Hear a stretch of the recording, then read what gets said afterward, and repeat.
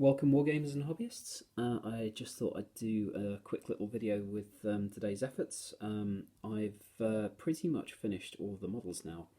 There are some very minor bits left to do, including obviously the bases. But there's like the odd belt strap or quiver strap and some of the light bits of detailing on the quivers and scabbards that need to be picked out in very fine gold.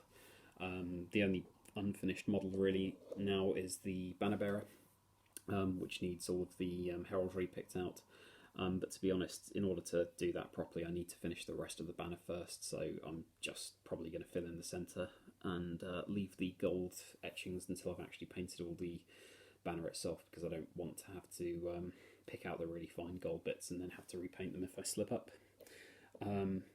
Yeah, I'm really happy with how these guys turned out. As you can see, I've stuck with the movie colours. I was a little bit worried at first of going for blue cloaks because I didn't think the combination of blue and red would work particularly well. But no, I've had that fear completely allayed. Mostly I think because the heavy metal scheme makes the red parts like a deeper kind of maroon colour. Or crimson, you know, whatever. It just it's not as vibrantly red as I thought it was necessarily going to be. I'm really, really happy with the way that the gold armour's come out. It is a little bit translucent, I think. Another coat would maybe sort of make it stand out a little bit more, or maybe just going straight to highlights, and hopefully the highlights will kind of make it pop a bit. I know that the next step that I'm going to be doing with these guys is, if you can see on the lower parts of the armour where all these plates are, I'm going to put a very thin black line underneath each plate, and that will hopefully just add a bit of definition and just make the armour really kind of stand out. I'm not sure yet what I'm going to use for that, and I possibly might add a little bit of a wash to the chainmail sections and then highlight them to again make those kind of stand out with a bit more kind of consistency. Overall, the plan is to go ahead and maybe do highlights to all the individual parts of the model just to make them even more vibrant and make them stand out a bit more. But for now, for the purposes of this challenge, I am quite happy that these guys can be called finished. I'm fairly sure if I turned up to a tournament once I've based them and put them on the table, people wouldn't object to me playing against this army. So I am calling this section done. In total, I have done, what have I got here? I've done 12 archers, 11 blades, a banner bearer. Sorry, not 11 blades. I've done 11 archers, 10 blades, a banner bearer, and haldir. Oh, almost a banner bearer anyway.